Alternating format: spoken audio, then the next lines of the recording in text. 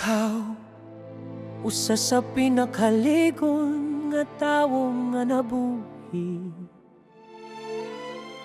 Ug ang imong istorya makahikap sa mga kasing-kasing, sa milyon-milyong tao sa tibuok kalibutan.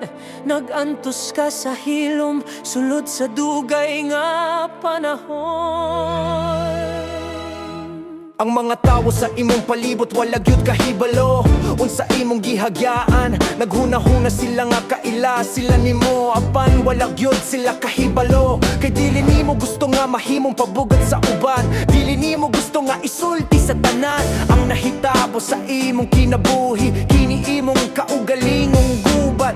Ug gandam ka nga makikaway, ug nakigaway ka matag adlaw, ug nagtuo ka nga wala kay suporta. Apan sa tanang panahon ng labing halandong Dios ang narasulod nimo. Naglipay og natagpupusog nimo, nagyakan nimo, nangayo ka sa kamatuoran, ug imong gipangita.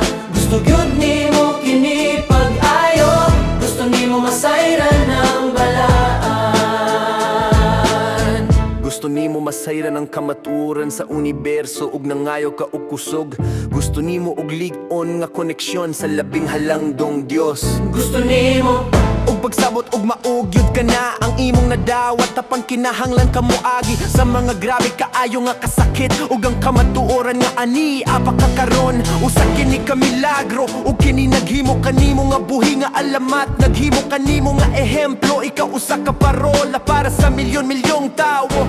ang imong istorya, magatag og paglaom sa daghang tawo. Hinumduman ka sa mga tawo kung manginahanglan sila og kusog. Tungod sa tanan imong gihagyaan, ang mga tawo makaila. Sa usa ka bahin sa imong istorya, kay ang imong gihagyaan. Hapit imposible nga ma-record ang tantan, adunay mga butang nga imong nakalimtan, ug wala nay makapahinumdom nimo. Ang imong gihagyaan grabe kaayo, mao kini ang imong gipili nga dalan. Gusto ka mahimong mananambalog unsaon nimo pagayo sa uban, kung wala pa nimo mahibal-i unsaon pagayo sa imong kaugalingon. Kinaalan ka mo agi sa tanan nga mga kasinatian. Aron masabtan nimo unsaon pagdaog sa imong mga trauma, aron mahimo nimo kini ipasabot sa uban, ipakita nimo sa mga tawo unsa ang hitsura sa usa ka naayo nga tawo. Sa tinuod nga panahon makakita ang mga tawo nimo ug masairan nila unsa ang posible para kanila.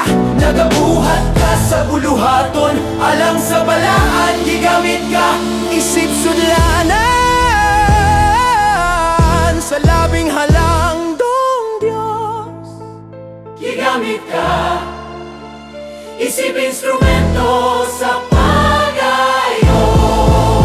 Ug tungod nini panalanginan ka sa tibok nimo nga kinabuhi. Dili na nimo kinahanglan balikon pa ang mga lisod nga panahon. Sa unahan ng tanan mahimong mas maayo ug mas sayon, ug dili ka na mawadan pagyud sa bisan unsa sa umaan.